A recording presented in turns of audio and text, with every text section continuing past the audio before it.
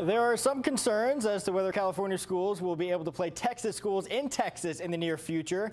California's Attorney General has banned state employees from traveling to Texas on the state's dime in response to what he perceived to be anti-LGBT laws passed in Texas. So it's created some confusion as to whether public schools in California like Cal, UCLA, and more will be able to play in Texas. After all, their coaches are technically state employees. Most say it's still too early to tell if the ban will actually apply to coaches, but definitely something to keep an eye on in the future. Luckily for us, there are no travel bans between here and New Mexico for minor league baseball. Otherwise, the Chihuahuas would not have been able to get to play at Albuquerque last night. It's the Dogs and the Topes. No score early on. Mike Talkman for the Isotopes gets all of that and a tasty bag of chips. Talkman letting his bat do the talking. Two-run shot, 2-0 Topes. Same score in the second. Isotopes almost add more, but a great effort by Manuel Margot with the diving grab.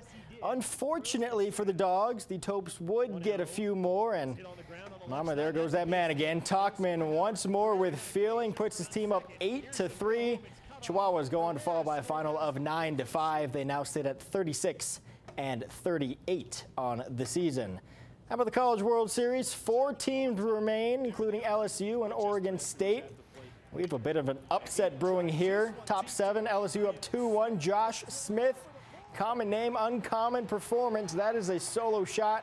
Puts the Tigers up 3-1, and that would be the final. So now these two teams get to meet for one game to decide who goes on to the championship series. TCU, they need to beat Florida twice starting here. They're up 5-2 in the 6th. Bases loaded. That is going to unload the bases. Evan Skoug with a double to score 3 more runs. Frogs take a commanding 8-2 lead at that point. They go on to win by a final of 9-2. So we'll have 2 do-or-die matchups in the College World Series. Well, in the illustrious history of the Boston Red Sox, 10 players have now had their jerseys retired. That group includes Big Papi, who is the latest addition. David Ortiz honored last night in Boston, his number 34 jersey immortalized there at Fenway. Ortiz first chose 34 to honor his hero, the late Kirby Puckett, never thinking that one day he'd be just as well known as his idol. Got nothing but love from him, you know, and when I first started wearing that jersey, that number, I was just happy and proud of doing it because of him. Never thought about my number being hanging up there with all those legendaries. New Mexico State, meantime, continues to fill out its hoops roster for next season. They're certainly excited about this young man. 6'2" guard LaMarcus Lee will join the Aggies basketball roster. He most recently played junior college ball in Mississippi. Actually led his team last year in scoring with just under 16 per night. Also had a terrific high school career, winning 3 straight state titles in Louisiana at the 5A level. And his overall record was a pretty impressive 135-11. Here's what head coach Chris Jans had to say about Lee. Quote, "He is blessed with elite athleticism paired with a strong work ethic, which will help him become a very successful D1 student athlete. There is no limit to LaMarcus's ceiling. I expect him to have a productive and exciting career." Well, Jim Butler is still mad at the Chicago Bulls for the way he says they handled his trade.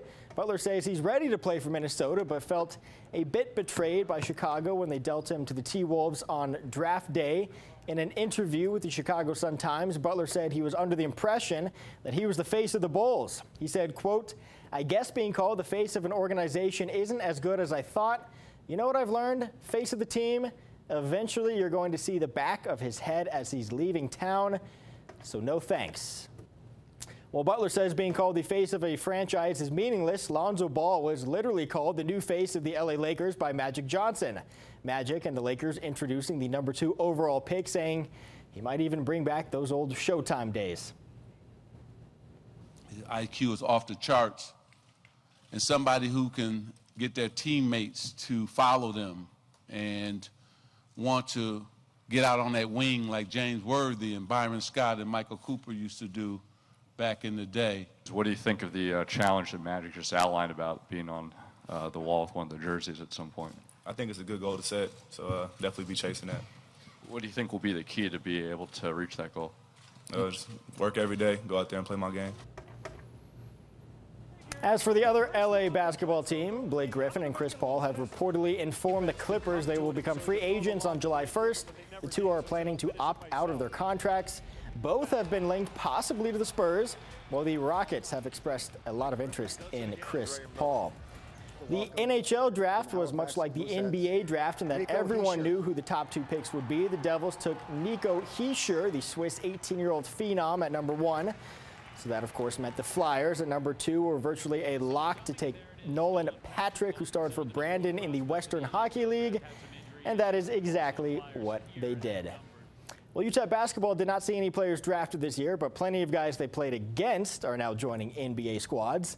That group includes Middle Tennessee's Ja'Cory Williams, the Conference USA Player of the Year, signed with some team called the Golden State Warriors to play for them during the Summer League. Not to be outdone, his teammate Reggie Upshaw. He joined the Milwaukee Bucks. Upshaw was an all-conference selection each of the past 2 seasons. UTEP, well, they actually beat these guys by 3 at the Dawn last season in what was arguably their biggest win of the year. Another guy UTEP fans might be familiar with is Eric McCree from La Tech. The Houston Rockets have signed him to a free agent contract after he went undrafted. McCree put up 19 points per game in 2 contests against UTEP last season. He becomes the 3rd La Tech player to sign a free agent deal with an NBA team in just the past 2 seasons. That's a look at sports. We'll be right back after the break. Stay with us.